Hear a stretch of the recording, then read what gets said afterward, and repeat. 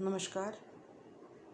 हम बीए तृतीय वर्ष के इतिहास विषय में प्रथम प्रश्न पत्र आधुनिक भारत का इतिहास के एक टॉपिक पानीपत के तृतीय युद्ध के बारे में चर्चा करेंगे। दिल्ली की राजनीति में हस्तक्षेप करने के कारण मराठों को अफगानिस्तान के शासक अहमद शाह अब्दाली से युद्ध करना पड़ा। मुगल दरबार में विदेशी मुसलमानों और भारतीयों के दो अलग अलग गुट बन गए थे। मराठे भारतीय मुसलमानों का पक्ष ले रहे थे और विदेशी मुसलमान अहमद शाह अब्दाली का समर्थन चाहते थे।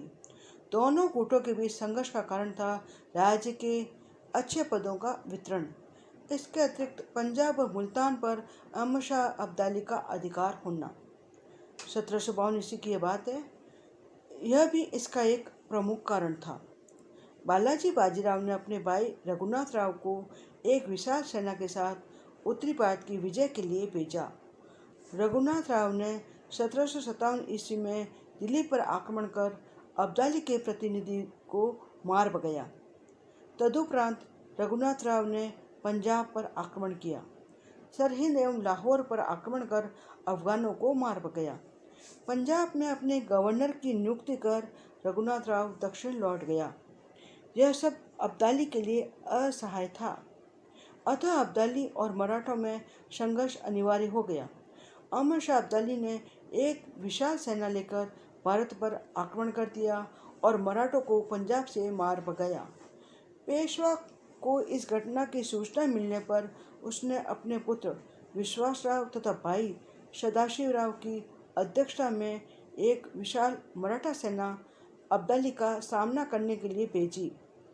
पानीपत के मैदान में 2 महीनों तक मराठों व अफगानों की सेनाएं आमने सामने डटी रही। अंत में रसद के अभाव में 14 जनवरी 1761 को भाऊ ने अफगान सेना पर आक्रमण कर दिया। पानीपत के इस युद्ध में विश्वासराव व सदाशिवराव भाऊ मारे गए और मराठों की पराजय हो गई और उत्तर भारत से मराठों के प्रभाव की समाप्ति हो गई।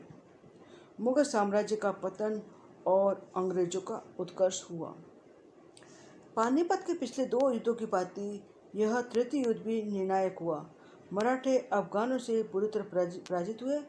इस पराजय के प्रमुख कारण थे अफगानों के विरुद्ध भारतीय हिंदू एवं मुसलमानों के संयुक्त मोर्चे का अभाव, मराठों के सैनिक कोष तथा छापामार रणनीति का परित्याग, होलकर का असहयोग, विश्वासराव तथा सदाशिवराव भाऊ की मृत्यु आदि।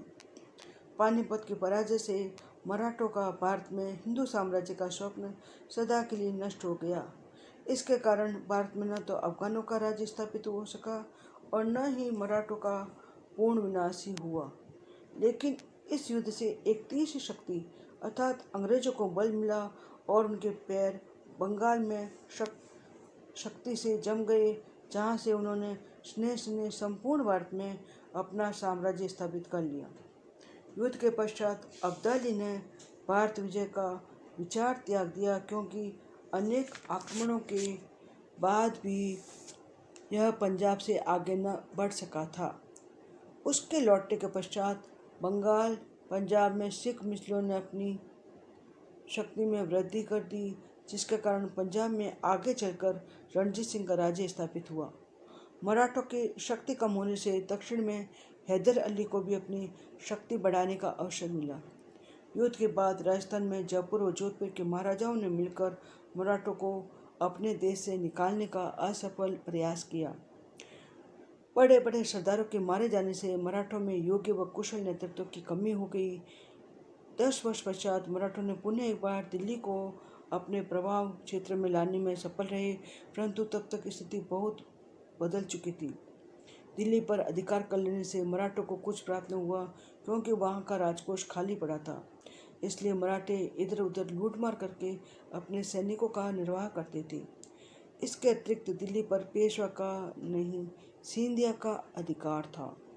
राजस्थान में भी सिंध और होलकर का ही जोर था। इस प्रकार पानीपत की हार के उपरांत मराठों ने पुनः शक्ति तो प्राप्त कर ली, लेकिन वह होलकर, सिंधिया आदि विभिन्न मराठा सरदारों की शक्ति थी, न कि पेशवा की केंद्रीकृत शक्ति। पेशवा की शक्ति तो उत्तरोत्तर क्षीण होकर विलीन हो गई। पानीपत के तीसरे युद्ध में मराठों की पराजय का समाचार प्राप्त होने के बाद पेशवा बालाजी बाजीराव अधिक दिन तक जीवित न रह सका व 23 जून 1761 को उसकी मृत्यु हो गई। बालाजी मृदभाषी, कला प्रेमी और व्यवहार कुशल पेशवा था। यद्यपि एक सैनिक और राजनीतिज्ञ के रूप में वह अपने पिता के समान तो नहीं था, फिर भी उसने मराठा सीमा का विस्तार किया तथा शासन प्रबंध में भी कुशलता का प्रदर्शन किया। वह अपने मानवीय और सौम्य शासन के लिए प्रसिद्ध था। उसने भूमिकर व्यवस्था तथा न्याय प्रणाली में प्रभावी सुधार किए, पर अनेक योग्यताओं के बावजूद उसके काल में हिंदू पातशाही की भावना को धक्का लगा, विशेषकर जब होलकर सिंधिया ने राजपूत प्रदेशों को लूटा और रघुनाथ राव ने कुंभेर के जाट दुर्ग को घेर लिया। वह उत्तर भारत की उलझी हुई राजनीति को भी ठीक न समझ सका। उत्तर में मराठा विस्तार को स्थायित्व देने का उसने कोई प्रयत्न न किया। वह अपने अधीनस्थ सरदारों को नियंत्रित रखने में असफल रहा। वास्तव में वह मराठों को समय और परिस्थितियों के अनुकूल नेतृत्व देने में पूर्णतः असफल रहा।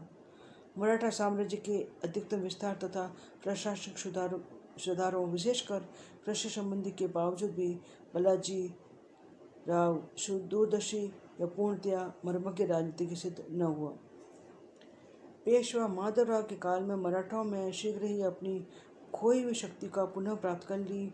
दक्षिण में निजाम व हैदर अली उनसे आशंकित हो उठे, परंतु 1772 ईस्वी में पेशवा माधवराव की अकाल मृत्यु का मराठों की शक्ति पर अत्यंत घातक प्रभाव पड़ा और वह छीन बीन होने लगी। उसके बाद उसका भाई नारायण राव उत्तराधिकारी हुआ, परंतु उसके चाचा राघोवा ने 9 महीने के अंदर ही उसकी हत्या कर दी और स्वयं पेशवा बन गया।